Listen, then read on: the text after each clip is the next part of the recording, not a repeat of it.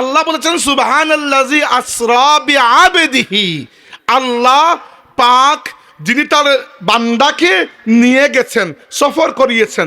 বান্দা তখনই হবেন যখন তিনি শারীরিক একটা অবয়ব নিয়ে আসবেন। খালি রূহ তো আর বান্দা নয়, রূহ এবং বডি মিলে বান্দা। এই জন্য অনেকেই বলেন নবীর মেরাজ হয়েছিল রুহানিভাবে। না, শুধু রুহানিভাবে হয় নাই, নবী ফিজিক্যালি এবং স্বপ্নে নয় বরং জাগ্রত অবস্থায় আল্লাহ তাকে নিয়ে গিয়েছেন। আপনার যদি কোনো প্রশ্ন থাকে এই ব্যাপারে যে কিভাবে গেলেন, কেমনে সম্ভব এই রকম জার্নি, তাইলে শুনেন, আমার নবী একবারও বলেন নাই আমি মেরাজে গেছি। যতবার বলেছেন লাইলাতা উসরিয়া বি, ওই রাতে আমাকে সফর করানো হয়েছিল, করিয়েছেন আল্লাহ রাব্বুল আলামিন। আল্লাহ বলেছেন সুবহানাল্লাযী আসরা, আল্লাহ পাক জাত যিনি তার হাবিবকে বান্দাকে সফর করিয়েছেন। আপনার ঝগড়া থাকলে আল্লাহর সাথে ঝগড়া করুন, মানে আল্লাহ সফর করিয়েছেন। আল্লাহ কিভাবে করিয়েছেন এটা আল্লাহর বিষয়। আল্লাহ কি অক্ষম নাকি? নাউজুবিল্লাহ। যে আল্লাহ আসমান জমিনকে ধরে রেখেছেন, যে আল্লাহ গ্রহ নক্ষত্র তারকাগুলোকে একটা সিস্টেমের মধ্যে বেঁধে রেখেছেন, সেই আল্লাহর পক্ষে তার এক বান্দাকে মুহাম্মদুর রাসূলুল্লাহকে এক রাতের সামান্য অংশের মধ্যে দৈহিক জাগ্রত অবস্থায় দৈহিকভাবে মেরাজের সফর করি ওই রাতে ফিরিয়ে নিয়ে আসা, এটা আল্লাহর জন্য কি কোনো সামান্য কোনো বিষয়? যে আল্লাহ মানুষকে সৃষ্টি করে, মানুষকে মাটির সাথে মিশিয়ে দিয়ে কিয়ামতের দিন হুবহু আবার তুলতে পারেন, সেই আল্লাহর জন্য তার হাবিবকে মেরাজে নিয়ে যাওয়া কোনো বিষয় নয়। তাই যে ব্যক্তি মেরাজে অস্বীকার করেছে সে শুধু আমার নবীর মুআজিজা অস্বীকার করেছে তা নয়, সে আল্লাহর ক্ষমতাকে অস্বীকার করে দিয়েছে। এই জন্য, কারণ মেরাজের ঘটক মানে যিনি ঘটনা ঘটিয়েছেন আল্লাহ, নবীর সাথে ঘটনাটি ঘটেছে। এই জন্য নবী একবারও বলেন নাই আমি সফর করেছি, বলেছেন উসরিয়া বি, আমাকে সফর করানো হয়েছে। আর আল্লাহ বলেছেন সুবহানাল্লাযী আসরা, পাক আল্লাহ সেই জাত যিনি নিজে সফর করিয়েছেন। হ্যাঁ, জিবরাইলকে আল্লাহ পাঠিয়েছেন, আল্লাহ বলেন না যে জিবরাইল নবীকে নিয়ে এসেছে, আল্লাহ বলছে আমি নবীকে নিয়ে এসেছি। আল্লাহর নবীকেও আল্লাহ রাব্বুল আলামিন মেরাজের রাতে কিছু জরুরি জায়গা আল্লাহ রাব্বুল আলামিন সফর করিয়েছেন।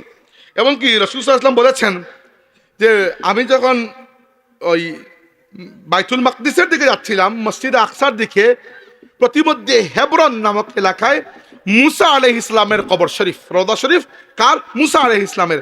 আল্লাহ নবী বলেছেন, সহিহ মুসলিম শরীফের হাদিস, যে মারারতু আলা মুসা লাইলাতা উসরিয়া বি, আমি মেরাজের রাতে মুসা আলাইহিস সালামের কবরের উপর দিয়ে গেলাম, আর আমি দেখলাম যে ওয়াহুয়া কাইমুন ইউসাল্লি ফি কবরিহি, মুসা তার কবরে দাঁড়িয়ে দাঁড়িয়ে নামাজ আদায় করছেন। কিভাবে পারলেন এভাবে?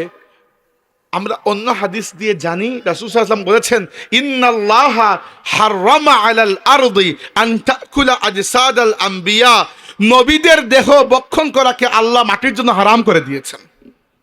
আল আমবিয়া ও আহিয়াউন ফি কুবুরিহিম, নবীরা তাদের কবরে জীবিত, ইউসাল্লুন, তারা সালাত আদায় করেন। তো এভাবে বিভিন্ন গুরুত্বপূর্ণ স্থান দেখতে দেখতে আল্লাহ নবী সাল্লাল্লাহু আলাইহি ওয়াসাল্লাম বললেন আমি গিয়ে হাজির হলাম মসজিদে আকসা, মানে বাইতুল মাকদিসে। রাসূল আকরাম সাল্লাল্লাহু আলাইহি ওয়াসাল্লাম বলেছেন যে আমি যখন মসজিদে আকসায় গেলাম, সহিহ মুসলিমের হাদিস, ওয়াকাদ রাআইতানি ফি জামাআতিন মিনাল আমবিয়া, আমি তাকিয়ে দেখলাম এখানে সমস্ত নবীদেরকে আল্লাহ রাব্বুল আলামিন হাজির করে রেখেছেন। নিজেকে আমি দেখলাম নবীদের মধ্যখানে। তাইলে আল্লাহর হাবিব সাল্লাল্লাহু আলাইহি ওয়াসাল্লাম বললেন যে আমি দেখলাম মুসাকে, এবং মুসা আলাইহিস সালাম, আমার দেখে মনে হলো যে একটা আরবের একটা গোত্র আছে সানুয়া গোত্র, মুসা আলাইহিস সালামকে দেখতে মনে হলো একেবারে সানুয়া গোত্রের একজন মানুষের মতো, তার গড় গঠন একবারে এরকম। সানুয়া গোত্রের মানুষ কিরকম আমরা জানি না, কিন্তু আল্লাহ নবী যে দেখেছেন তিনি পুরো বয়ান করেছেন। এরপরে বললেন আমি দেখলাম ঈসা আলাইহিস সালামকে দেখলাম আমার সাহাবী উরওয়া ইবনে মাসউদের মতো তার চেহারা। আমি দেখলাম ইব্রাহিম আলাইহিস সালামকে। সাহাবীরা বললেন ইয়া রাসূলুল্লাহ ইব্রাহিম আলাইহিস সালাম দেখতে কার মতো? আল্লাহর নবী বললেন ইব্রাহিম দেখতে একেবারে হুবহু তোমাদের নবীর মতো। মানে আল্লাহর রাসূলের পূর্বপুরুষ হচ্ছেন ইব্রাহিম আলাইহিস সালাম, এবং আল্লাহ রাব্বুল আলামিন চেহারার মধ্যেও এই মিল রেখেছেন। এরপরে কি হলো? হাদিসে এসেছে ফাহানাতিস সালাহ, জিবরাইল আলাইহিস সালাম সমস্ত নবীদেরকে নিয়ে নামাজের ব্যবস্থা করলেন। ফা আমামতুহুম, আর আমি মুহাম্মদুর রাসূলুল্লাহ সেই জামাতের মধ্যে ইমামতি করলাম। আমরা আমাদের নবীকে বলি ইমামুল আম্বিয়া, এই টাইটেল আমরা দিই নাই, যে এমনিতে দিয়ে দিয়েছি। তিনি মেরাজের রাতে ইমামুল আম্বিয়া বলে আল্লাহ তাকে সারা দুনিয়াবাসীর সামনে পরিষ্কার করে দিয়েছেন যে সমস্ত নবীদেরকে আল্লাহ পাক যেভাবে আল্লাহর শান কিভাবে করেছেন আমরা জানি না, যেভাবেই হোক আল্লাহ তাবারাকা ওয়া তাআলা কবর শরীফ থেকে নবীদেরকে এনে বাইতুল মাকদিসে জমা করেছেন, রাসূল আকরাম সাল্লাল্লাহু আলাইহি ওয়াসাল্লামকে সেখানে নিয়েছেন, নামাজ হয়েছে, আমাদের নবী ইমামতি করেছেন, এবং ফিজিক্যালি ইমামতি করার মাধ্যমে বাস্তবিক অর্থে তিনি ইমামুল আম্বিয়া হয়ে গেছেন। মেরাজুন নবী সাল্লাল্লাহু আলাইহি ওয়াসাল্লাম আমার নবী সাল্লাল্লাহু আলাইহি ওয়াসাল্লামের জীবনের সবচেয়ে বড় মুজিজা সমূহের মধ্যে একটা মুজিজা। এটি নিয়ে অনেক গভীরে প্রবেশ করা যায়, সম্ভব। আমি ওলামা কেরামের বয়ানও শুনেছি, আমি আল্লাহর হাবিবের হাদিসও পড়েছি, এই সংক্রান্ত হাদিসগুলো নিয়ে আমি প্রচুর মেহনত করেছি, কিন্তু ডিটেইলে গিয়ে বলতে গেলে দেখা যাবে 3 ঘন্টা লেগে গেছে। অতএব আজকে ডিটেইলে যাব না, আজকে চেষ্টা করব মোটামুটি ঘটনাটি কাভার করতে, বা বেশিরভাগ ঘটনা যেন কাভার হয়ে যায়। মেরাজ কখন হয়েছিল? মেরাজের তারিখ নিয়ে ওলামায়ে কেরামের মধ্যে মতপার্থক্য আছে। বেশিরভাগ ওলামায়ে কেরামের মধ্যে রজব মাসে সংগঠিত হয়েছিল। মাস জরুরি নয়, মেরাজ জরুরি। যে মাসে হোক, রজব না হয় যদি শাবানে হয় আমার কিছু যায় আসে না। আসলে এর মাধ্যমে আমার নবীকে আল্লাহ রাব্বুল আলামিন যে উচ্চ মর্যাদার আসনে আসীন করেছিলেন, এইটা বুঝতে পারা উম্মত হিসাবে আমাদের জন্য সবচেয়ে জরুরি। সম্মানিত হাজরিন, রাসূল আকরাম সাল্লাল্লাহু আলাইহি ওয়াসাল্লামের জীবনের প্রত্যেকটি দিন সমান ছিল না। কখনো বড় পরীক্ষা আল্লাহর পক্ষ থেকে এসেছে, কখনো আবার জীবনে খুশি আনন্দ এসেছে। রাসূল করিম সাল্লাল্লাহু আলাইহি ওয়াসাল্লামের জীবনে সবচেয়ে কষ্টের যে সময়টা, ওই সময় 10 নম্বর বছর, ওইগুলোকে বলা হয় আমুল হুজন বা দুঃখের বছর। কি জন্য? কয়েকটা কারণে। প্রথমত, মক্কার কুরাইশরা আমার নবী সাল্লাল্লাহু আলাইহি ইসলামের ইসলামী দাওয়াতকে কোনোভাবেই যেরকম যখন ঠেকাতে পারে নাই, পরাজিত করতে পারে নাই, তারা হিংসার আশ্রয় নিয়েছে এবং আমার নবীর পুরো খানদানকে মক্কা শরীফের বাইরে একটা পাহাড়ের উপত্যকায় নির্বাসন একঘরই বয়কট করে ফেলেছে। 3 বছর পুরো বনু হাশিম খানদান পাহাড়ের উপত্যকায় বয়কট অবস্থায়, সামাজিক অর্থনৈতিক বয়কট অবস্থায় ছিলেন। খুবই কষ্টকর সময় ছিল। এমনও দিন গেছে বাচ্চাদেরকে পাতা খাওয়াতে হয়েছে, পানি ছিল না। এই কষ্টের সময়টি ছিল 3 বছর। এরপরে 2 নম্বর কষ্ট হচ্ছে, আমার নবী সাল্লাল্লাহু আলাইহি ইসলামের 2 জন বড় সাপোর্ট সিস্টেম ছিলেন, সমর্থক, সহযোদ্ধা, সহায়তাকারী। ঘরের বাইরে আমার নবীর চাচা আবু তালিব, যদিও তিনি ইসলাম কবুল করেন নাই, কিন্তু আল্লাহর নবীর খেদমতে তার কোনো ত্রুটি হয় নাই। আর ঘরের ভেতরে আমাদের মা সাইয়্যিদা খাদিজা রাদিয়াল্লাহু আনহা ওয়া সালামুল্লাহি আলাইহা। বড় আফসোসের বিষয়, এই বয়কটের পরে মাত্র 1 মাসের ব্যবধানে 2 জনই ইন্তেকাল করলেন। রাসূল সাল্লাল্লাহু আলাইহি ওয়াসাল্লাম একেবারে একা হয়ে গেলেন।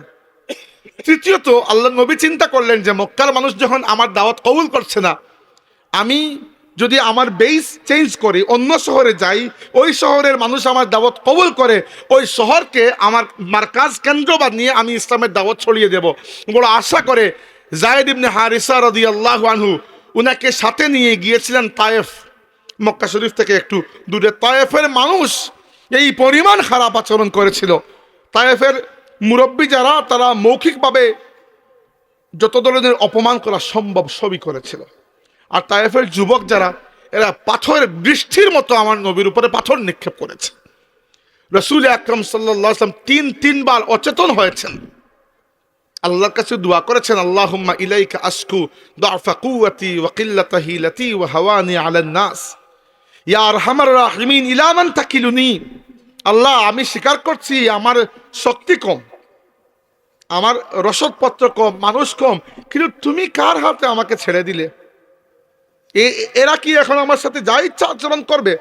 আল্লাহ রাব্বুল আলামিন ফেরেশতা পাঠিয়ে দিয়েছেন। জিবরাইল এসে বলেছেন, ইয়া রাসূলুল্লাহ, পাহাড়ের দায়িত্বপ্রাপ্ত ফেরেশতাকে নিয়ে এসেছি, একবার আদেশ দেন তায়েফের 2 পাশের পাহাড়কে একত্রিত করে তায়েফকে নিশ্চিহ্ন করে ফেলবো। আল্লাহ নবী বলেছেন, জিবরাইল খবরদার এটা করো না, এরা আমাকে চিনতে পারে নাই, নিশ্চয়ই এদের পরের মানুষেরা আমাকে চিনতে পারবে। ওমা আরসালনাকা ইল্লা রাহমাতাল লিল আলামিন। আল্লাহ তাকে তামাম জাহানের জন্য রহমত বানিয়ে পাঠিয়েছিলেন। এবার আল্লাহর একটি আইন হচ্ছে ইন্না মাআল উসরি ইউসরা। কষ্টের সাথে আল্লাহ সহজ দেন। কষ্টের সাথে যখন আল্লাহ পরীক্ষা নেন, আরেকজন পরীক্ষায় পাস করেন, আল্লাহ রাব্বুল আলামিনের পক্ষ থেকে পুরস্কারও সেরকম আসে। আর সবচেয়ে বেশি পরীক্ষা নেওয়া হয় নবীদের উপর। আল্লাহ রাব্বুল আলামিন তার নবীকে জীবনের সবচেয়ে বড় উপহারটি দিলেন। সেটা কি? সেটা হচ্ছে আল্লাহ তাবারাকা ওয়া তাআলা তার ফেরেশতাদের মধ্যে শ্রেষ্ঠ ফেরেশতা জিবরাইল আলাইহিস সালামকে পাঠালেন এবং তার হাবিবকে নিজে নিজের কাছে আল্লাহ বলিয়ে নিলেন। মেরাজ প্রত্যেক নবীর হয়েছে। মেরাজ নবুয়তেরও একটা অংশ, কিন্তু অন্য সব নবীর মেরাজ হয়েছে জমিনে, আর মুহাম্মদুর রাসূলুল্লাহ সাল্লাল্লাহু আলাইহি ওয়াসাল্লামের মেরাজ হয়েছে আরশে আজিমে।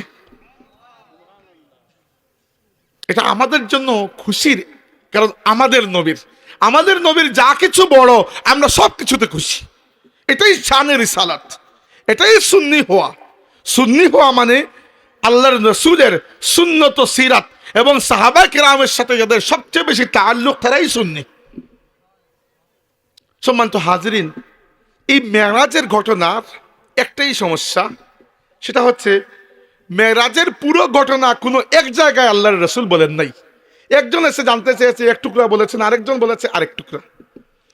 আমাকে, আপনারা মুফতি সাহেবকে ছিলেন আমার চাচা, 2019 সালে বা 18 সালে মুফতি সাহেব আমাকে একবার বললেন যে তুমি একটু মেহনত করো বাবা, কয়েকটা রাত বসো, মেরাজ সম্পর্কে যত হাদিস আছে সব জমাও এবং মেরাজের উপর একটা বয়ান রেডি করো তোমার নিজের জন্য। তো আমার আব্বাও আমাকে একই নির্দেশ দিলেন। তো আমি সপ্তাহ 2-1 মেহনত করলাম, করে মেরাজের উপর যতগুলো হাদিস এসেছে সবগুলোকে জমালাম, এগুলোর ব্যাখ্যা কি দেখলাম, এগুলোর সনদ কি দেখলাম, দেখে আপনাদের জন্য মেরাজের একটা ঘটনা আমি সাজিয়ে এনেছি। যেহেতু মেরাজ দুনিয়াতে হয় নাই, আলমে গায়েবে হয়েছে, অতএব মেরাজ সম্পর্কে অন্য কোনো ব্যক্তির কথা গ্রহণযোগ্য নয়, কেবল আল্লাহ এবং আল্লাহর রাসূল যা বলেছেন ওইটাই গ্রহণযোগ্য। কারণ মেরাজ তো যদি মৌলভীবাজারে হতো আপনি দেখতেন, হয় নাই তো, হয়েছে 7 আসমানের উপরে। ওই গায়েবের খবর শুধু নবী তো দিতে পারেন। তাই আমরা মেরাজের পুরো ঘটনাকে আল্লাহর নবীর হাদিসের মধ্যে রাখবো। এতটুকু প্রথমে আপনাদেরকে সংবিধিবদ্ধ সতর্কীকরণ দিলাম আমি। দ্বিতীয় সতর্কীকরণ হচ্ছে, মেরাজের ঘটনা সংক্রান্ত হাদিসগুলো আমি জমিয়েছি এবং তালিকা করেছি। আমার বুঝের মধ্যে একটু ভুল থাকতে পারে, তাই যদি আল্লাহ মাফ করুক আমাকে, যদি কোনো ভুল ভ্রান্তি হয়, আমি চেষ্টা করব ইনশাআল্লাহ যে যতটুকু আমি বুঝেছি আপনাদেরকে ওই পরিক্রমায় হাদিস সবগুলাই আমি সহি আনছি। কিন্তু হতে পারে একটি ঘটনা আগে হয়েছে আমি বলেছি পরে, একটা পরে হয়েছে আমি বলেছি আগে, এজন্য এটা ভুল হতে পারে। এটা ডিসক্লাইমার দিলাম আগে। রসুল আকরাম সাল্লাল্লাহু আলাইহি ওয়াসাল্লাম বলেছেন, এই হাদিস রয়েছে সহিহ বুখারী এবং সহিহ মুসলিম, 2 কিতাবের মধ্যে। আল্লাহ নবী বলেছেন, ফুরিজা আন সাকফি বাইতি ওয়া আনা বি মক্কা। আমি মক্কায় অবস্থান করছিলাম, এক রাতে আমার ঘরের ছাদ খুলে গেল। ফানাজালা জিবরিলু, আল্লাহর ফেরেশতা জিবরাইল এসে নাজিল হলেন, প্রবেশ করলেন আমার ঘরে। ফাফারাজা সদরি সুম্মা গাসালাহু বিমাই জামজামা।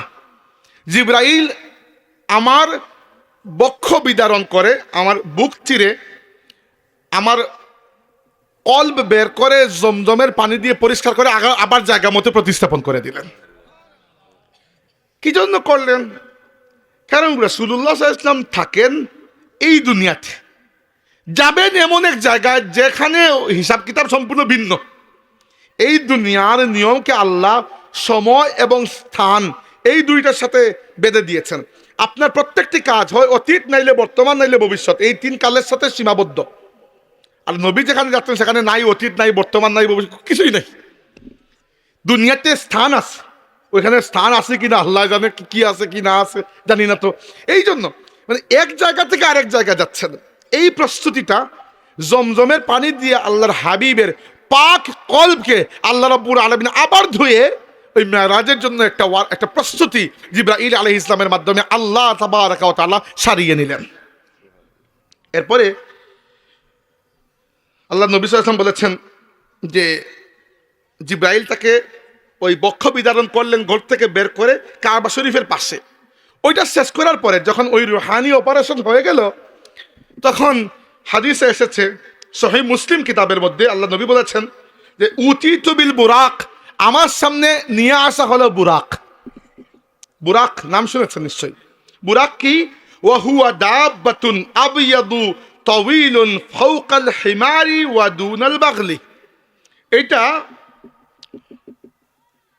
একটা প্রাণী, সাদা রং, অনেক লম্বা, গাধার চাইতে একটু বড় আর ঘোড়ার চাইতে একটু ছোট। ঘোড়া আর গাধার মধ্যখানে একটা প্রাণী, অনেক লম্বা সাদা প্রাণী। এবং এর সবচেয়ে খাসিয়ত কি, এর বৈশিষ্ট্য কি? বৈশিষ্ট্য হচ্ছে হাফিরাহু ইনদা মুনতাহা তারফিহি। এটা এক একটা লাফ দে, এক একটা লাফে দৃষ্টিসীমার বাইরে চলে যায়। এ তো গতি সম্পন্ন। এবার জান্নাতের এই বাহন বুরাক, জান্নাতের বাহন। বুরাক শব্দটি যদি আপনি ডাইসেক্ট করেন তাহলে পাবেন বুরাক এসেছে বারখুন থেকে। বারক হচ্ছে বিজলি, বিদ্যুৎ। তার মানে এর মধ্যে বিদ্যুতের চাইতে গতি। রাক বহু বচন, মানে বিদ্যুতের, বহু বিদ্যুতের শক্তি আল্লাহ রাব্বুল আলামিন জান্নাতের একটা দ্রুতগামী বাহন তার নবীর জন্য পেশ করে দিয়েছেন। এবার রাসূল সাল্লাল্লাহু আলাইহি ওয়াসাল্লাম বললেন যে আমি বুরাকের উপর উঠলাম, লাইলাতু উসরিয়া বিহি, আমি বুরাকের উপর উঠলাম মেরাজের রাতে। আর বুরাকের উপর উঠা মাত্র বুরাক নড়তে শুরু করলো। কারণ বুরাক জান্নাতি বাহন, দুনিয়ার তরতরিকার সাথে সে পরিচিত নয়, সে বুঝতে পারছে না তার কাঁধে কে উঠেছেন, সে নড়তে শুরু করেছে। তখন হাদিসে এসেছে ফাকালা লাহু জিবরিল, জিবরাইল আলাইহিস সালাম বুরাককে বললেন আবি মুহাম্মাদিন তাফআলু হাযা ফামা রাকিবাকা আহাদুন আকরামু আলাল্লাহি মিনহু। তুমি মুহাম্মদুর রাসূলুল্লাহর সাথে বেয়াদবি করছো? তুমি জেনে রাখো বুরাক, আল্লাহর সৃষ্টির মধ্যে যিনি তোমার কাঁধে সওয়ার হয়েছেন তার চাইতে সম্মানী অধিক কেউ নাই। সাথে সাথে বুরাকের নড়াচড়া থেমে গেল। আল্লাহ নবী সাল্লাল্লাহু আলাইহি ওয়াসাল্লাম বললেন যে এই হাদিস রয়েছে তিরমিজির মধ্যে। রাসূল সাল্লাল্লাহু আলাইহি ওয়াসাল্লাম বললেন যে বুরাক আমাকে নিয়ে রওনা দিয়ে দিল। আমি এই ডিটেইলে যাচ্ছি না, ডিটেইলে গেলে আরও চিপায় চাপায় কথাবার্তা আছে। আমি চাচ্ছি আপনাদেরকে পুরো আউটলাইন আপনারা যেন বুঝে যান। আচ্ছা, যখন যাচ্ছেন যাত্রাপথে এক জায়গায় থামলেন। থামার পরে জিবরাইল বলেন ইয়া রাসূলুল্লাহ ওই জায়গায় নামুন, নেমে 2 রাকাত নামাজ আদায় করুন। আল্লাহর নবী নেমে 2 রাকাত নামাজ আদায় করলেন, সাথে জিবরাইল। নামাজ আদায় করার পরে জিজ্ঞেস করলেন জিবরাইল এটা কোন জায়গা? জিবরাইল বলেন ইয়া রাসূলুল্লাহ ওই এলাকার নাম হচ্ছে ইয়াসরিব। কয়েকদিন পরে আপনি হিজরত করে ওই এলাকায় আসবেন, ওই এলাকার নাম হয়ে যাবে মদিনাতুল মুনাওয়ারা। আপনার নামাজের মাধ্যমে আল্লাহ আগে থেকে ওই এলাকাকে আবাদ করে দিলেন। আবার উঠলেন, আবার রওনা দিলেন। আচ্ছা, এই সব কিছু স্বপ্নে হচ্ছে না, হচ্ছে বাস্তবে। দলিল কি? দলিল হচ্ছে আল্লাহ বলেছেন সুবহানাল্লাযী আসরা বিআবদিহি। আল্লাহ পাক যিনি তার বান্দাকে নিয়ে গেছেন, সফর করিয়েছেন। বান্দা তখনই হবেন যখন তিনি শারীরিক একটা অবয়ব নিয়ে আসবেন। খালি রূহ তো আর বান্দা নয়, রূহ এবং বডি মিলে বান্দা। এই জন্য অনেকেই বলেন নবীর মেরাজ হয়েছিল রুহানিভাবে। না, শুধু রুহানিভাবে হয় নাই, নবী ফিজিক্যালি এবং স্বপ্নে নয় বরং জাগ্রত অবস্থায় আল্লাহ তাকে নিয়ে গিয়েছেন। আপনার যদি কোনো প্রশ্ন থাকে এই ব্যাপারে যে কিভাবে গেলেন, কেমনে সম্ভব এই রকম জার্নি, তাইলে শুনেন, আমার নবী একবারও বলেন নাই আমি মেরাজে গেছি। যতবার বলেছেন লাইলাতা উসরিয়া বি, ওই রাতে আমাকে সফর করানো হয়েছিল, করিয়েছেন আল্লাহ রাব্বুল আলামিন। আল্লাহ বলেছেন সুবহানাল্লাযী আসরা, আল্লাহ পাক জাত যিনি তার হাবিবকে, বান্দাকে সফর করিয়েছেন। আপনার ঝগড়া থাকলে আল্লাহর সাথে ঝগড়া করুন। মানে আল্লাহ সফর করিয়েছেন। আল্লাহ কিভাবে করিয়েছেন এটা আল্লাহর বিষয়। আল্লাহ কি অক্ষম নাকি? নাউজুবিল্লাহ। যে আল্লাহ আসমান জমিনকে ধরে রেখেছেন, যে আল্লাহ গ্রহ নক্ষত্র তারকাগুলোকে একটা সিস্টেমের মধ্যে বেঁধে রেখেছেন, সেই আল্লাহর পক্ষে তার এক বান্দাকে মুহাম্মদুর রাসূলুল্লাহকে এক রাতের সামান্য অংশের মধ্যে দৈহিক জাগ্রত অবস্থায় দৈহিকভাবে মেরাজের সফর করি ওই রাতে ফিরিয়ে নিয়ে আসা, এটা আল্লাহর জন্য কি কোনো সামান্য কোনো বিষয়? যে আল্লাহ মানুষকে সৃষ্টি করে, মানুষকে মাটির সাথে মিশিয়ে দিয়ে কিয়ামতের দিন হুবহু আবার তুলতে পারেন, সেই আল্লাহর জন্য তার হাবিবকে মেরাজে নিয়ে যাওয়া কোনো বিষয় নয়। তাই যে ব্যক্তি মেরাজে অস্বীকার করেছে, সে শুধু আমার নবীর মুআজিজা অস্বীকার করেছে তা নয়, সে আল্লাহর ক্ষমতাকে অস্বীকার করে দিয়েছে। এই জন্য, কারণ মেরাজের ঘটক মানে যিনি ঘটনা ঘটিয়েছেন আল্লাহ, নবীর সাথে ঘটনাটি ঘটেছে। এই জন্য নবী একবারও বলেন নাই আমি সফর করেছি, বলেছেন উসরিয়া বি, আমাকে সফর করানো হয়েছে। আর আল্লাহ বলেছেন সুবহানাল্লাযী আসরা, পাক আল্লাহ সেই জাত যিনি নিজে সফর করিয়েছেন। হ্যাঁ, জিবরাইলকে আল্লাহ পাঠিয়েছেন, আল্লাহ বলেন না যে জিবরাইল নবীকে নিয়ে এসেছে, আল্লাহ বলছে আমি নবীকে নিয়ে এসেছি।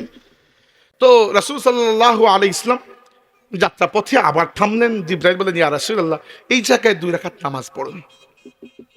রাসূল সাল্লাল্লাহু আলাইহি ওয়াসাল্লাম পড়লেন। জিজ্ঞেস করলেন জিবরাইলটা কোন জায়গা?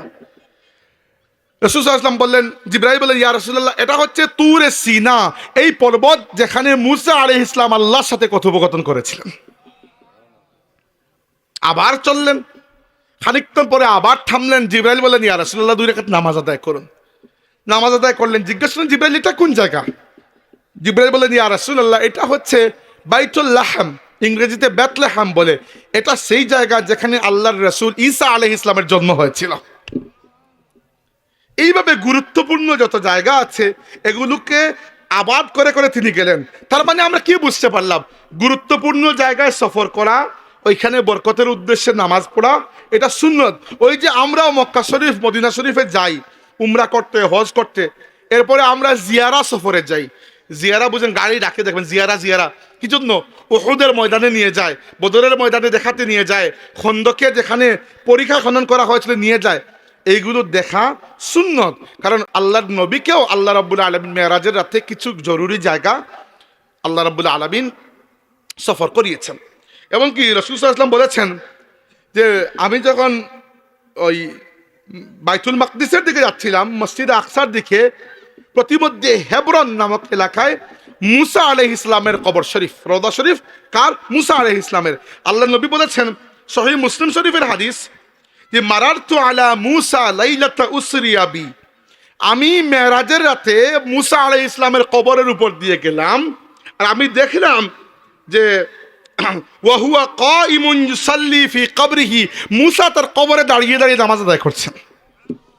কিভাবে পারলেন? এভাবে আমরা অন্য হাদিস দিয়ে জানি, রাসূল সাল্লাল্লাহু আলাইহি ওয়াসাল্লাম বলেছেন ইন্নাল্লাহা হাররামা আলাল আরদি আন তাকুলা আজসাদাল আম্বিয়া, নবীদের দেহ বক্ষণ করাকে আল্লাহ মাটির জন্য হারাম করে দিয়েছেন। আল আম্বিয়া ও আহিয়াউন ফি কুবুরিহিম, নবীরা তাদের কবরে জীবিত, ইউসাল্লুন, তারা সালাত আদায় করেন। তো এভাবে বিভিন্ন গুরুত্বপূর্ণ স্থান দেখতে দেখতে আল্লাহ নবী সাল্লাল্লাহু আলাইহি ওয়াসাল্লাম বললেন আমি গিয়ে হাজির হলাম মসজিদে আকসা, মানে বাইতুল মাকদিসে। বর্তমান জেরুজালেমে এটা অবস্থিত এবং ইহুদি বেঈমানদের কবজায়। আমরা আল্লাহর কাছে দোয়া করি আল্লাহ ইহুদি বর্বর জায়নিস্টদের হাত থেকে আল কুদস এবং পুরো ফিলিস্তিনের ভূমিকে আল্লাহ উদ্ধার করে। আমরা বলি আমিন। রাসূল আকরাম সাল্লাল্লাহু আলাইহি ওয়াসাল্লাম বলেছেন যে আমি যখন মসজিদে আকসায় গেলাম, সহিহ মুসলিমের হাদিস, ওয়াকাদ রাআইতানি ফি জামাআতিন মিনাল আম্বিয়া, আমি তাকিয়ে দেখলাম এখানে সমস্ত নবীদেরকে আল্লাহ রাব্বুল আলামিন হাজির করে রেখেছেন। নিজেকে আমি দেখলাম নবীদের মধ্যখানে।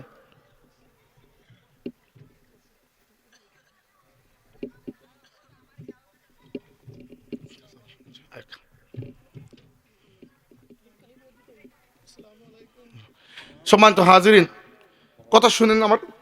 রাসূল সাল্লাল্লাহু আলাইহি ওয়াসাল্লাম বললেন যে আমি গেলাম এবং ওয়াকাদ রাআইতানি ফি জামাআতিন মিনাল আম্বিয়া, আমি নিজেকে দেখলাম সমস্ত নবীদের মধ্যে, নবীরা সেখানে উপস্থিত। আচ্ছা, আমার সামান্য সময় বাকি আছে, আপনারা একটু শান্তিতে বসে যান।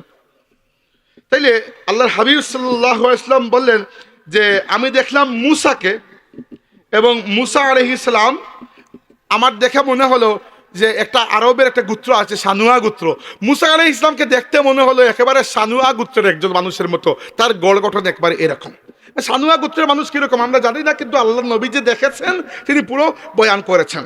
এরপরে বললেন আমি দেখলাম ঈসা আলাইহিস সালামকে দেখলাম আমার সাহাবী উরওয়া ইবনে মাসউদের মতো তার চেহারা। আমি দেখলাম ইব্রাহিম আলাইহিস সালামকে। সাহাবীরা বললেন, ইয়া রাসূলুল্লাহ, ইব্রাহিম আলাইহিস সালাম দেখতে কার মতো? আল্লাহর নবী বললেন, ইব্রাহিম দেখতে একেবারে হুবহু তোমাদের নবীর মতো। মানে আল্লাহর রাসূলের পূর্বপুরুষ হচ্ছেন ইব্রাহিম আলাইহিস সালাম, এবং আল্লাহ রাব্বুল আলামিন চেহারার মধ্যেও এই মিল রেখেছেন। এরপরে কি হলো? হাদিসে এসেছে ফাহানাতিস সালাহ, জিবরাইল আলাইহিস সালাম সমস্ত নবীদেরকে নিয়ে নামাজের ব্যবস্থা করলেন। ফা আমামতুহুম, আর আমি মুহাম্মদুর রাসূলুল্লাহ সেই জামাতের মধ্যে ইমামতি করলাম। আমরা আমাদের নবীকে বলি ইমামুল আম্বিয়া, এই টাইটেল আমরা দিই নাই, যে এমনিতে দিয়ে দিয়েছি। তিনি মেরাজের রাতে ইমামুল আম্বিয়া বলে আল্লাহ তাকে সারা দুনিয়াবাসীর সামনে পরিষ্কার করে দিয়েছেন যে সমস্ত নবীদেরকে আল্লাহ পাক যেভাবে আল্লাহর শান কিভাবে করেছেন আমরা জানি না, যেভাবেই হোক আল্লাহ তাবারাকা ওয়া তাআলা কবর শরীফ থেকে নবীদেরকে এনে বাইতুল মাকদিসে জমা করেছেন। রাসূল আকরাম সাল্লাল্লাহু আলাইহি ওয়াসাল্লামকে সেখানে নিয়েছেন, নামাজ হয়েছে, আমাদের নবী ইমামতি করেছেন, এবং ফিজিক্যালি ইমামতি করার মাধ্যমে বাস্তবিক অর্থে তিনি ইমামুল আম্বিয়া হয়ে গেছেন। এরপরে নামাজের পরে কিছু ঘটনা ওখানে ঘটেছে। উদাহরণস্বরূপ সহিহ মুসলিম শরীফের মধ্যে রিওয়ায়াত আছে, আল্লাহ নবী বলেছেন, ফালাম্মা ফারাগতু মিনাস সালাতি ক্বালা কাইলুন ইয়া মুহাম্মদ হাযা মালিক সাহিবুন নার ফাসাল্লিম আলাইহি ফালতাফাত্তু ইলাইহি ফাবাদাআনি বিসসালাম। নামাজ শেষ করে যখন সালাম ফিরাইলাম, ফেরানোর পরেই পিছন থেকে কেউ একজন, হয়তো জিবরাইল আলাইহিস সালাম, বললেন, ইয়া রাসূলুল্লাহ, জাহান্নামের ফেরেশতা, যিনি জাহান্নামের দায়িত্বশীল ফেরেশতা, তার নাম হচ্ছে মালিক, জাহান্নামের ফেরেশতা মালিক আপনার সাথে সাক্ষাৎ করতে এসেছেন, আপনি তাকে সালাম করুন। আল্লাহর রাসূল বলেন, আমি তাকে সালাম করার জন্য পেছনে ফেললাম, পিছনে ফিরতে আমি সালাম করার আগে তিনি আমাকে আসসালামু আলাইকা ইয়া রাসূলুল্লাহ বলে সালাম দিয়ে দিলেন। বলেছেন, ফালাম্মা ফারাগতু মিনাস সালাতি ক্বালা কাইলুন ইয়া মুহাম্মদ হাযা মালিক সাহিবুন নার ফাসাল্লিম আলাইহি ফালতাফাত্তু ইলাইহি ফাবাদাআনি বিসসালাম। নামাজ শেষ করে যখন সালাম ফিরাইলাম, ফেরানোর পরেই পিছন থেকে কেউ একজন, হয়তো জিবরাইল আলাইহিস সালাম, বললেন, ইয়া রাসূলুল্লাহ, জাহান্নামের ফেরেশতা, যিনি জাহান্নামের দায়িত্বশীল ফেরেশতা, তার নাম হচ্ছে মালিক, জাহান্নামের ফেরেশতা মালিক আপনার সাথে সাক্ষাৎ করতে এসেছেন, আপনি তাকে সালাম করুন। আল্লাহর রাসূল বলেন, আমি তাকে সালাম করার জন্য পেছনে ফেললাম, পিছনে ফিরতে আমি সালাম করার আগে তিনি আমাকে আসসালামু আলাইকা ইয়া রাসূলুল্লাহ বলে সালাম দিয়ে দিলেন। সম্মানিত হাজিরিন, আসলেন, একটা হচ্ছে মদের পেয়ালা আর একটা দুধের পেয়ালা, এবং আখতারতুল লাবান, আমি নিজে দুধ আর মদের পেয়ালা থেকে না জেনে হাত বাড়িয়ে দুধের পেয়ালাটাই বেছে নিলাম। তখন জিবরাইল বললেন, আলহামদুলিল্লাহিল্লাযী হাদাকা লিল ফিতরাতি, ইয়া রাসূলুল্লাহ, আল্লাহর শুকরিয়া যে আল্লাহ রাব্বুল আলামিন আপনাকে হিদায়াত দিয়েছেন ফিতরতের পথে, অর্থাৎ আপনার স্বভাবের মধ্যে যে পাক পাকিজা রয়েছে না দেখে আপনি হাত বাড়িয়েছেন, তবুও মদের পেয়ালা দেখে হাত যায় নাই, দুধের পেয়ালা দেখেই হাত দিয়েছে। এটা হচ্ছে অন্তরের পাকিজগি, এটা হচ্ছে অন্তরের পবিত্রতা, যে আল্লাহর হাবিব না দেখেও যদি হাত বাড়ান তবুও তিনি দুধের পেয়ালার দিকে হাত বাড়িয়ে দেন। এবং কি আমরা এখানে আরো কিছু ঘটনা জানি, তবে এই সবগুলো বলা এখন সম্ভব নয়। আমরা চললাম মেরাজের দিকে। এত সময় যা হয়েছে ওটার নাম মেরাজ নয়, ওটার নাম হচ্ছে ইসরা। ইসরা মানে হচ্ছে রাতের সফর। মেরাজ হয়েছিল কিরকম, উদাহরণ আমি যদি আপনাকে একা দেখাই, এই এরপরে উপরে, মানে ইংরেজি এল অক্ষরের মতো, অর্থাৎ এক মসজিদে হারাম থেকে মসজিদে আকসা পর্যন্ত দুনিয়ার সফর, আর মসজিদে আকসা থেকে বাইতুল মামুর পর্যন্ত, বা যেখানে আরো উপরে আরশে মুআল্লা, এটাই হোক না কেন, এটা উপরের দিকে। তো নিচের সফরকে বলা হয় ইসরা, আর উপরের সফরকে বলা হয় মেরাজ। তো ওই রাতের দুইটা নাম, ইসরা এবং মেরাজ। ইসরাও মুআজিজা, মেরাজও, দুইটাই মুআজিজা, কারণ এক রাতের মধ্যে, এক মুহূর্তের মধ্যে আপনি মসজিদে হারাম থেকে, মক্কা শরীফ থেকে জেরুজালেম বাইতুল মাকদিসে যাওয়া তো সম্ভব নয়। রাসূলুল্লাহ সাল্লাল্লাহু আলাইহি ওয়াসাল্লাম যে জায়গায় তার বুরাক বেঁধে রেখেছিলেন, ওই জায়গায় একটা পাথরের সাথে, ওই পাথরটি এখনো অক্ষত আছে, এবং আপনারা ইন্টারনেটে যদি জেরুজালেম লিখে সার্চ দেন তাহলে একটা গম্বুজের ছবি আপনারা দেখেন, সোনালী গম্বুজ, ওই গম্বুজের নিচেই হচ্ছে ওই পাথর, এবং ওই গম্বুজ বানিয়েছিলেন উমাইয়া বাদশাহ আব্দুল মালিক ইবনে মারওয়ান, এবং ওই পাথর বা ওই গম্বুজকে বলা হয় আরবি ভাষায় কুব্বাতুস সাহরা, আর ইংরেজিতে বলা হয় ডোম অফ রক। এইটাও ইহুদিদের দখলে। আল্লাহর কাছে দোয়া করি আল্লাহ ফিলিস্তিনকে, গাজাকে এবং ফিলিস্তিন সহ এই আশেপাশের সমস্ত এলাকাকে আল্লাহ আবার মুসলমানদের হাতে ফিরিয়ে দিন, আমরা বলি আমিন। হাজরিন, আল্লাহ নবী ইসলাম বললেন যে জিবরাইল আমাকে নিয়ে রওনা দিলেন ঊর্ধ্ব আকাশ, গেলেন প্রথম আসমানে।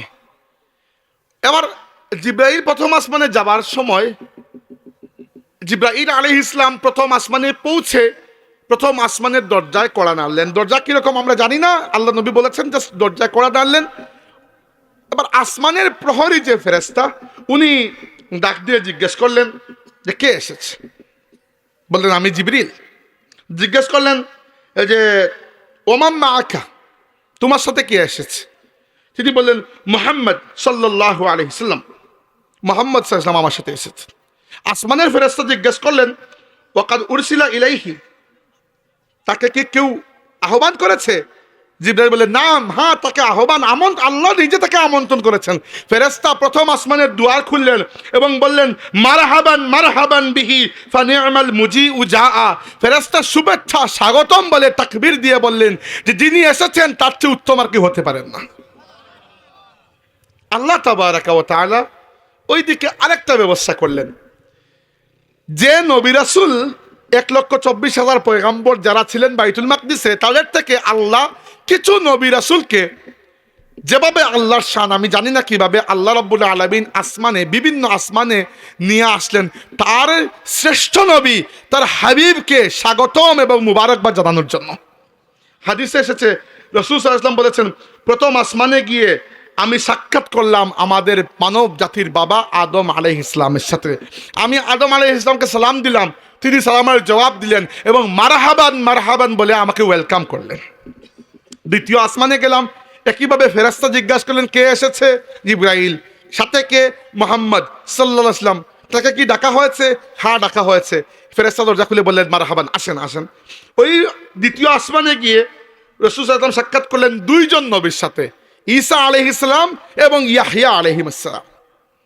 3 নম্বর আসমানে গিয়ে সাক্ষাৎ করলেন নবী ইউসুফ আলাইহিস সালামের সাথে। এখানে আল্লাহ নবী সাল্লাম বলেছেন যে আমি ইউসুফকে দেখলাম যেন আল্লাহর দুনিয়ার অর্ধেক সৌন্দর্য আল্লাহ একা ইউসুফকে দিয়ে দিয়েছেন। আচ্ছা, ইউসুফ আলাইহিস সালাম অনেক সুন্দর ছিলেন, তাই না? আমাদের নবীকে সুন্দর ছিলেন না? সুন্দর ছিলেন। ইউসুফ আলাইহিস সালাম এবং আমাদের নবীর সৌন্দর্যের মধ্যে একটা পার্থক্য আছে। কি পার্থক্য? ইউসুফ আলাইহিস সালামের সৌন্দর্যকে বলা হয় জামাল। জামাল মানে আরবি ভাষায় সৌন্দর্য, জামাল বলা হয় সুন্দর।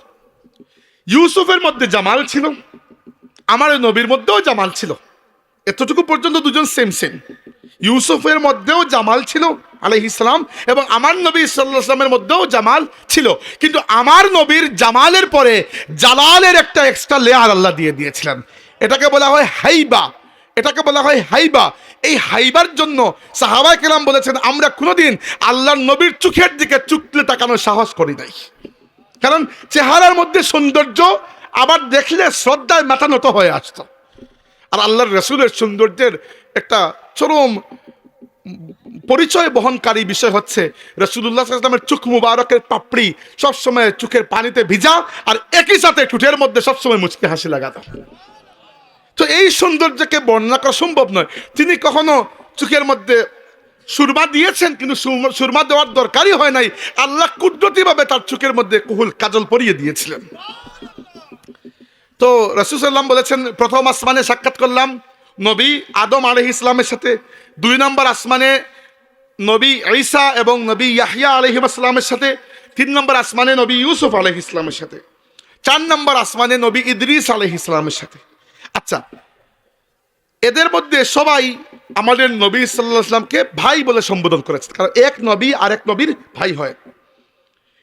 5 নম্বর আসমানে সাক্ষাৎ হলো নবী হারুন আলাইহিস সালামের সাথে। 6 নম্বর আসমানে আল্লাহর এক মায়ার নবী মায়ার রাসূল মুসা আলাইহিস সালামের সাথে।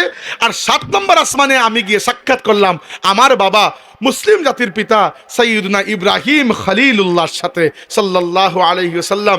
এবং শুধুমাত্র আদম এবং ইব্রাহিম আলাইহিস সালাম আমার নবীকে ভাই নয় বরং পুত্র বলে সম্বোধন করেছেন, কারণ আদম আলাইহিস সালাম তামাম মানব জাতির পিতা, আর ইব্রাহিম আলাইহিস ইসলাম সরাসরি আমার নবীর পূর্বপুরুষ। ইব্রাহিম আলাইহিস ইসলামের সরাসরি বংশে, ইব্রাহিমের অনেক পরে, কিন্তু ইব্রাহিম আলাইহিস ইসলামের একই রক্ত আমার নবীর শরীরে। এজন্য ইব্রাহিম আলাইহিস ইসলাম আমার নবীকে পুত্র বলে সম্বোধন করেছেন। তো এইভাবে সাক্ষাৎ হলো। এই হাদিসটি রয়েছে সহিহ বুখারীর মধ্যে। এরপরে রাসূল সাল্লাল্লাহু আলাইহি ওয়াসাল্লাম বললেন যে এরপরে জিবরাইল আমাকে নিয়ে আরেকটু সামনে এগিয়ে গেলেন, 7 আসমানের পরে আরো সামনে এগিয়ে গেলেন। ফারুফি আলী আল বাইতুল মামুর, আমার সামনে আল্লাহ রাব্বুল আলামিন বাইতুল মামুরকে প্রদর্শন করলেন। বাইতুল মামুর কি? ফাসাআলতু জিবরিল ফাকাল হাযাল বাইতুল মামুর।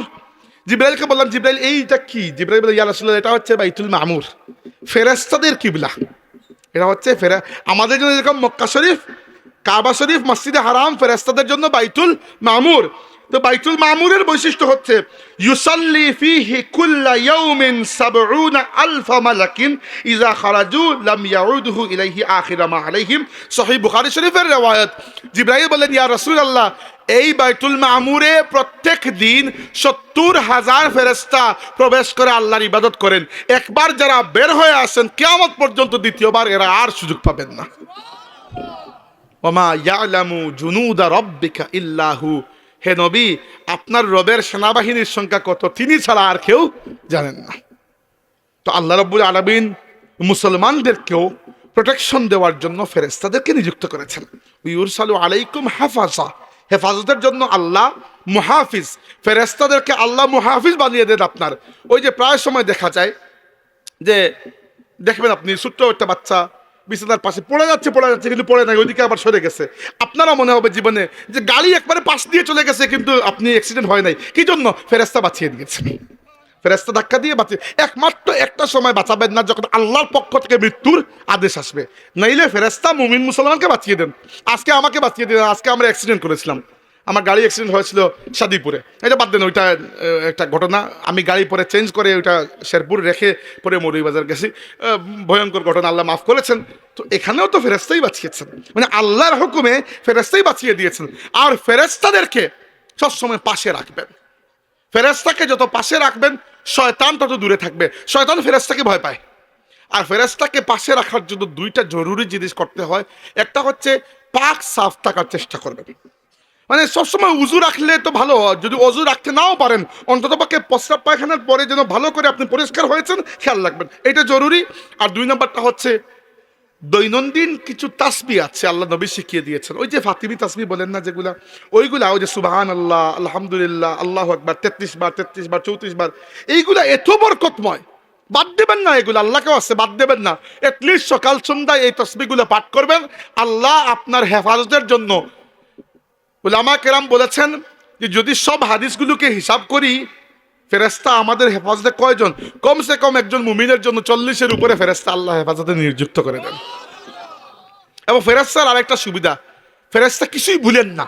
আপনি 2 রাকাত নামাজ পড়েছেন, ফেরেশতা ওইটাও মনে রাখবেন। কিয়ামতের দিন আপনার বিপদের মুহূর্তে ফেরেশতা আল্লাহর কাছে আপনার জন্য সুপারিশ করবেন। তাই আমার এক উস্তাদ বলেছিলেন যে মানুষ ফেমাস হতে চায়, পপুলার হতে চায়, ভাইরাল। ইদানিং তো ভাইরাল শব্দটা খুব পপুলার, ভাইরাল শব্দটাই ভাইরাল।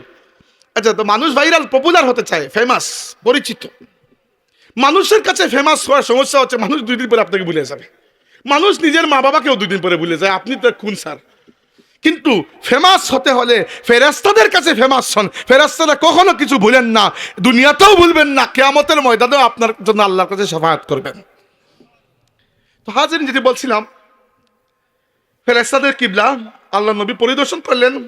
এরপরে সহিহ বুখারী শরীফের রিওয়ায়াত, আল্লাহ নবী বলেছেন, ও রুফিআত লি সিদরাতুল মুনতাহা, এরপরে আমাকে তোলা হলো, মানে আমাকে আরো উপরে তোলা হচ্ছে, এবং আমি দেখতে পেলাম আমাকে পৌঁছানো হলো সিদরাতুল মুনতাহা পর্যন্ত। সিদরাত শব্দের অর্থ হচ্ছে বড়ই গাছ।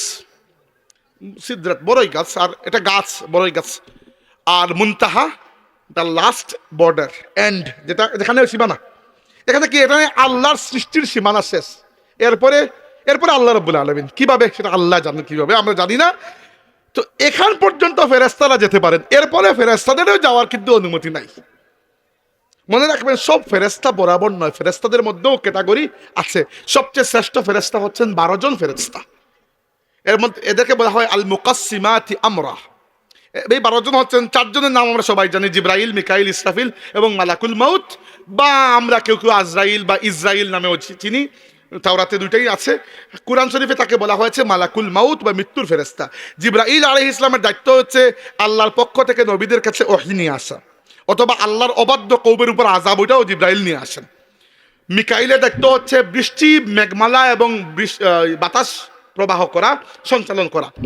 আর মালাকুল মাউতের দায়িত্ব হচ্ছে, জানেন তো, এই দায়িত্ব সবাই ছিল, তো বলা লাগবে না। আর ইসরাফিলের দায়িত্ব হচ্ছে আল্লাহ যেদিন তাকে সৃষ্টি করেছেন, এক দায়িত্ব, তার মুখের মধ্যে আল্লাহ রাব্বুল আলামিন দিয়েছেন একটা সিংহা, এটাকে বলা হয় আসুর। অনুফিখা ফিস সূর, সূর মানে হচ্ছে যে সিংহের মতো একটা সিংহা, এবং তার দৃষ্টি আল্লাহর আরশের দিকে। তিনি দম ভরে বসে আছেন। আল্লাহ নবী বলেছেন আমি ইসরাফিলকে দেখেছি, তিনি দম ভরে বসে আছেন। যেই মুহূর্তে, এবং তার চোখের দৃষ্টি আল্লাহর আরশের দিকে, যেই মুহূর্তে আল্লাহর পক্ষ থেকে আদেশ আসবে, তিনি ফুঁক দিয়ে দিবেন, কিয়ামত সংঘটিত হবে। ونفخ في الصور فصعق من في السماوات ومن في الأرض إلا من شاء الله ثم نفخ فيه أخرى فإذا هم قيام ينظرون। তো আল্লাহ নবী বললেন সিদরাতুল মুনতাহা, সিদরাতুল মুনতাহার ব্যাপারে রাসূলুল্লাহ সাল্লাল্লাহু আলাইহি ওয়াসাল্লাম আমাদেরকে জানিয়েছেন যে সিদরাতুল মুনতাহার সৌন্দর্য। আল্লাহ নবী বলেছেন ফাইজা নাবিকুহা কাআন্নাহু কিলালু হাজারিন। আচ্ছা, একটু লম্বা পড়তে পারবো না, আমরা সংক্ষিপ্ত করে বলি। আল্লাহ নবী সাল্লাল্লাহু আলাইহি ওয়াসাল্লাম বলেছেন যে ফালাম্মা গাশিয়াহা মিন আমরিল্লাহি মা গাশিয়া তাগায়্যারাত ফামা আহাদুম মিন খালকিল্লাহি ইস্তাতিউ আন ইয়ানাতাহা মিন হুসনিহা। মুসলিম শরীফের হাদিস। রাসূলুল্লাহ সাল্লাল্লাহু আলাইহি ওয়াসাল্লাম বলেছেন যে সিদরাতুল মুনতাহা আমি দেখলাম, এরপরে দেখি আল্লাহর কুদরত দিয়ে আল্লাহ এটাকে সাজিয়েছেন, এ সুন্দর করেছেন। এবং সিদরাতুল মুনতাহা এত সুন্দর, লাইটিংটা আল্লাহ এভাবে করেছেন যে আল্লাহর সৃষ্টির মধ্যে কোনো মাখলুকের পক্ষে সিদরাতুল মুনতাহার সৌন্দর্য বয়ান করা সম্ভব নয়। এবং সিদরাতুল মুনতাহা থেকে হাদিসে এসেছে, সহিহ বুখারীর হাদিস, যে ফি আসলিহা আরবাআতু আনহারিন নাহরানি বাতিনানি ওয়া নাহরানি যাহিরান। সিদরাতুল মুনতাহার তলদেশ থেকে 4টা নদী প্রবাহিত হয়েছে। কয়টা? 4টা। 2টা জাহির, 2টা বাতিন। জাহির 2টা আল্লাহ দুনিয়াতে দিয়ে দিয়েছেন। দুনিয়াতে যদিও আপনি বুঝবেন না যে এগুলো সিদরাতুল মুনতাহা থেকে আসছে, কিন্তু এগুলো আসলে আল্লাহ কুদরতিভাবে দুনিয়াতে পৌঁছে দিয়েছেন। আসলে এগুলোর উৎপত্তি সিদরাতুল মুনতাহায়। একটা হচ্ছে হাদিসে এসেছে আন নীল, 2 নম্বরটা আল ফুরাত। নীল নদ আর ফুরাত। নীল নদ কোন জায়গায়? মিশর। আমি নীল নদে দেখেছি, নৌকাও চলেছি। নীল নদ শুধু মিশর না, নীল নদ মূলত আফ্রিকার প্রায় 10টা দেশের উপর দিয়ে গেছে। নীল নদ পৃথিবীর একমাত্র নদী যেটা উত্তর থেকে দক্ষিণে নয়, বরং উল্টা, দক্ষিণ থেকে উত্তর দিকে প্রবাহিত হয়। নর্মালি নদী উত্তর থেকে দক্ষিণে আসে, নীল নদ দক্ষিণ থেকে উত্তরের দিকে যায়। নীল নদের পানি নীল নয়, অনেকেই এটা মিসকনসেপ্ট করেন। নীল নদের নাম হচ্ছে নীল। পানি আপনার সুরমা, কুশিয়ারা ওইগুলার মতোই, আরো ময়লা, কিন্তু নাম হচ্ছে নীল। আর ফুরাত নদীর উৎপত্তি হচ্ছে টার্কিতে সম্ভবত, এরপরে সিরিয়া হয়ে ইরাকে এসে শেষ হয়েছে ফুরাত। ওই ফুরাত নদীর পাশেই হচ্ছে কারবালা প্রান্তর। এই 2টা। আর জান্নাতের 2টা নদী, উলামা কেরাম বলেছেন জান্নাতের যে 2টা নদী সম্ভবত এই 2টা হচ্ছে, একটা হচ্ছে আল কাউসার, যার মালিকানা আল্লাহ আমাদের নবীকে দিয়ে দিয়েছেন, ইন্না আতাইনাকাল কাউসার। আর আরেকটা হচ্ছে সালসাবিল। এটার কথা কোরআন শরীফে সূরা দাহারের মধ্যে কিন্তু এসেছে, না সূরা মুরসালাত, দাহার মহা হোয়াটএভার, আমি ইয়াদ পড়ছে না, যাই হোক। এরপরে আল্লাহ নবী সাল্লাল্লাহু আলাইহি ওয়াসাল্লাম বলেছেন অনেকগুলো হাদিস, আমি সবগুলো তো বলে শেষ করতে পারবো না, আমি সংক্ষিপ্ত করতে হবে, যে সহিহ মুসলিম শরীফের রিওয়ায়াত, আল্লাহ নবী সাল্লাল্লাহু আলাইহি ওয়াসাল্লাম বলেছেন যে আমি সিদরাতুল মুনতাহার পাশে জিব্রাইলকে জীবনে দ্বিতীয়বারের মতো তার আসল ফেরেশতার সুরতে দেখতে পেলাম। জিব্রাইলকে আল্লাহ নবী 2বার দেখেছেন, আর দেখেছেন বারবার, কিন্তু জিব্রাইল মানুষের সুরতে আল্লাহ নবীর কাছে আসতেন, ফেরেশতার সুরতে আসতেন না। ফেরেশতার সুরতটা বিশাল বড়। একবার দেখেছিলেন প্রথমবার ওহী নাজিল হওয়ার পরে রাসূল সাল্লাল্লাহু আলাইহি ওয়াসাল্লাম একটু ভয় পেয়েছিলেন, বলেছিলেন ইন্নী খাশিতু আলা নাফসি, আমি নিজের ব্যাপারে ভয় পাচ্ছি যে এটা কি হইলো আমার সাথে। এরপরে আল্লাহ নবী সাল্লাল্লাহু আলাইহি ওয়াসাল্লাম বলেছেন যে একজন প্রায়ই আমার কাছে আসতেন, নুরানি, দেখতাম না, এসে একটাই কথা বলতেন ইয়া মুহাম্মদ ইন্নাকা লা রাসূলুল্লাহি হাক্কুন, হে মুহাম্মদ আপনি সত্যই আল্লাহর রাসূল। এরপরে গায়েব হয়ে যেতেন। আমি কে এসেছেন কি না আমি খাদিজাকে বললাম। আর আমাদের মা বড় বুদ্ধিমান, খাদিজা রাদিয়াল্লাহু আনহা বললেন, ইয়া রাসূলুল্লাহ, উনি যদি আরেকবার আসেন আমাকে বলবেন। পরে একদিন জিবরাইল আবার এসেছেন, কোনো সুরত ধরে না, জাস্ট একটা নুরানি একটা অবয়ব। রাসূল সাল্লাল্লাহু বললেন, খাদিজা, উনি যিনি আসেন উনি আবার আসছেন। তো খাদিজা বললেন যে, খাদিজা রাদিয়াল্লাহু আনহা আল্লাহর নবীর পাশে বসলেন, বসে জড়িয়ে ধরলেন, রাসূল সাল্লামকে জড়িয়ে ধরলেন, জিজ্ঞেস করলেন যে আপনারা দেখতে পাচ্ছেন? রাসূল সাল্লাম বললেন, নাম, আমি দেখতে পাচ্ছি। এরপরে খাদিজা রাদিয়াল্লাহু আনহা আল্লাহর নবী আরেকটু ক্লোজ হলেন, স্বামী স্ত্রী একটু ক্লোজ হলেন এবং নিজের থুতনি রাসূল সাল্লামের কাঁধে রাখলেন এবং একটু ক্লোজ হলেন। বললেন, এখনো দেখতে পাচ্ছেন? রাসূল সাল্লাম বললেন, না, এখন দেখতে পাচ্ছি না। খাদিজা বলেন, তাইলে নিশ্চিত থাকুন উনি কোনো জিন নয়, উনি আল্লাহর ফেরেশতা। আপনি বলবেন যে আজব ম্যাথমেটিক্স, কিভাবে তিনি মিলালেন? মিলিয়েছেন এভাবে, তিনি চিন্তা করেছেন জিন জাতির মধ্যে হায়া নাই, ফেরেশতার মধ্যে হায়া খুব বেশি। জিন হলে এখানে দাঁড়িয়ে দেখতো কি হচ্ছে, এই জন্য ফেরেশতা স্বামী স্ত্রী যখন একত্রিত হয়েছেন, এটা প্রাইভেট মোমেন্ট, এই জন্য ফেরেশতা এখান থেকে হায়ার জন্য সরে গিয়েছে। তো আমাদের মায়ের মারাত্মক বুদ্ধি ছিল, মাশাআল্লাহ। তো যাক, এরপরে রাসূল সাল্লাল্লাহু বলেছেন যে আমি হেরা গুহার আশপাশ দিয়ে যাই, চিন্তা করি কি হলো, এটা নতুন একটা অভিজ্ঞতা। একদিন শুনি আবার কে যেন পেছন থেকে ডাকছে, ইয়া মুহাম্মদ ইন্নাকা লারাসূলুল্লাহি হাক্কুন, হে মুহাম্মদ সাল্লাল্লাহু আলাইহি ওয়াসাল্লাম, আপনি সত্য আল্লাহর রাসূল।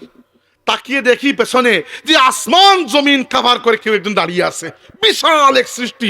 তিনি একটু পাশে আসলেন, আমি একটু ভয় পেয়ে পেছনে সরে গেলাম। তিনি বললেন, ইয়া মুহাম্মদ ইন্নাকা লারাসূলুল্লাহি হাক্কুন ওয়া আনা জিবরিল, হে মুহাম্মদ সাল্লাল্লাহু আলাইহি ওয়াসাল্লাম, আপনি সত্য সত্য আল্লাহর রাসূল এবং আমি হচ্ছে আল্লাহর ফেরেশতা জিবরাইল। এই একবার দেখেছিলেন। আর সিদরাতুল মুনতাহার পাশে একবার আল্লাহর নবী সাল্লাল্লাহু আলাইহি ওয়াসাল্লাম দেখেছেন, হাদিস সহিহ মুসলিম শরীফে এসেছে, ইন্নামা হুয়া জিবরিল লাম আরাহু আলা সূরাতিহি আল্লাতী খুলিকা। জান্নাতের বর্ণনা দিলেন ইব্রাহিম আলাইহিস সালাম, বলে আমি জান্নাত দেখেছি, জান্নাত বড় সুন্দর, এর পানিও বড় মিষ্টি, কিন্তু জান্নাত একটা বিরান ভূমি, এখানে আল্লাহ ঘাস লাগান নাই। ও গিরাসুহা, আর জান্নাতে গাছ লাগানোর পদ্ধতি শুনো, তোমার উম্মতকে শিখিয়ে দিও। জান্নাতে গাছ লাগানোর পদ্ধতি হচ্ছে, তোমার উম্মতকে তুমি বলবে সুবহানাল্লাহি ওয়ালহামদুলিল্লাহি ওয়ালা ইলাহা ইল্লাল্লাহু আল্লাহু আকবার। তোমার উম্মত যতবার এই তাসবিহ পড়বে, তার নামে আল্লাহ জান্নাতে একটা বৃক্ষরোপণ করে রাখবেন। তো এই হচ্ছে এই তাসবিহর গুরুত্ব। এবার রাসূলুল্লাহ সাল্লাল্লাহু আলাইহি ওয়াসাল্লাম জাহান্নাম পরিদর্শন করলেন এবং জাহান্নামের ভয়াবহ শাস্তি আল্লাহ নবীকে কিছু দেখানো হলো। যেমন সালেহ আলাইহিস সালাম একজন আল্লাহর নবী ছিলেন, তার উটকে যারা হত্যা করেছিল এদের শাস্তি আল্লাহ দেখালেন। এতিমদের সম্পদ যারা বক্ষণ করে এরা আগুন খাচ্ছে, আল্লাহ নবী দেখলেন। গিবৎকারীর ভয়ঙ্কর শাস্তি আল্লাহ নবী দেখলেন। আর জান্নাতের সৌন্দর্য তো দেখলেনই। নেমে আসার সময়, এরপর নেমে আসার সময় একেবারে পরিষ্কার দেখতে পেলেন যে আরবের কোন ব্যবসায়ী কাফেলা কোথায় যাচ্ছে, কোথা থেকে আসতেছে, এই সব কিছু দেখলেন। আর ওই রাতের একটা অংশ, যে অংশের মধ্যে তিনি গিয়েছিলেন, ওই অংশ শেষ হওয়ার আগেই তিনি আবার মক্কা শরীফে ফিরে আসলেন। মানে আল্লাহ সময়কে থামিয়ে রেখেছিলেন, আল্লাহ তার হাবিবের জন্য সময়কে থামিয়ে রেখেছিলেন। পরের দিন কি হলো, রাসূলুল্লাহ সাল্লাম পুরো বয়ান করছেন মেরাজের ঘটনা। মক্কা শরীফে তো কোনো, মদিনায় তো যান নাই, তো উম্মতের সংখ্যা কম, কাফিরদের সংখ্যা বেশি। কাফিররা টিটকারি করতে শুরু করলো যে সম্ভব নয়, এটা কিভাবে সম্ভব। রাসূল সাল্লাল্লাহু আলাইহি ওয়াসাল্লামকে তারা প্রশ্ন করতে শুরু করলো, বলো তো তুমি গিয়েছিলে বাইতুল মাকদিস, মসজিদে আকসার সিঁড়ি কয়টা, দরজা সিটকিনি কয়টা, এইটা আচ্ছা বলেন, এই দরজা সিটকিনি কেউ গুনতে গেছে এখানে? ওটা তো দেখলেও তো সম্ভব না। কিন্তু আল্লাহ রাব্বুল আলামিন আবার মুআজিজা প্রদর্শন করলেন। ফেরেশতা জিবরাইল আলাইহিস সালাম বাইতুল মাকদিসের একটা এক্সাক্ট রেপ্লিকা আল্লাহ নবীর সামনে তুলে ধরলেন। রাসূল সাল্লাল্লাহু আলাইহি ওয়াসাল্লাম দেখে সবগুলোর জবাব দিয়ে দিলেন। আচ্ছা, ওই মাহফিলে যখন কাফিররা টিটকারি করছে, আল্লাহ নবী বলছেন, কাফিররা অস্বীকার করছে, আল্লাহর রাসূলের সবচেয়ে বড় সঙ্গী, সবচেয়ে প্রিয় সাহাবী, আফদালুল বাশারি বা'দাল আম্বিয়া সাইয়্যিদনা আবু বকর সিদ্দিক রাদিয়াল্লাহু আনহু ওই মাহফিলে উপস্থিত ছিলেন না, তিনি পরে এসেছেন। আসার পথে তাকে মক্কার কয়েকজন কাফির পেয়ে গেল এবং বলল যে আজকে তোমার নবী তো এত গল্প করছেন, তিনি নাকি এক রাতের মধ্যে মসজিদে হারাম থেকে মসজিদে আকসা হয়ে উপরে গিয়ে কি করে চলে এসেছেন। তুমি কি জানো ওইটা? আবু বকর তো তখনও শুনেন নাই আল্লাহ নবীর কাছ থেকে, তিনি শুধু শুনেছেন কাফিরদের কাছ থেকে। তারা কি বলেছে যে তোমার নবী এই কথা বলছেন। আবু বকর রাদিয়াল্লাহু আনহু এক মুহূর্ত বিলম্ব না করে বললেন, লা ইন কানা ক্বালা যালিকা লাকাদ সাদাকা, যদি আমার নবী এই কথা বলে থাকেন তাহলে তিনি সত্য কথাই বলেছেন। আবু বকর আসার আগেই আল্লাহ ফেরেশতাকে পাঠিয়ে, জিবরাইলকে পাঠিয়ে বললেন, যে ইয়া রাসূলুল্লাহ, আপনার সাহাবী আবু বকরকে আল্লাহ নিজে সিদ্দিক উপাধিতে ভূষিত করে দিয়েছেন। মেরাজের ঘটনা আমি ডিটেইলে যাই নাই, সংক্ষিপ্ত করে শেষ করলাম এখানে। আর লম্বা করলে আর পরে পাগড়ির পাগড়ির বাচ্চাদেরকে নিয়ে আসেন। মেরাজ থেকে হাসিল আমাদের কি? আসলে একটা হাদিস বলে শেষ করছি। আল্লাহ নবীকে সাহাবীরা জিজ্ঞেস করলেন, ইয়া রাসূলুল্লাহ, মেরাজ থেকে আমরা কি পেলাম? আল্লাহ নবী বললেন, তিনটা উপহার। প্রথমটা হচ্ছে সালাওয়াতুল খামসু, 5 ওয়াক্তের নামাজ।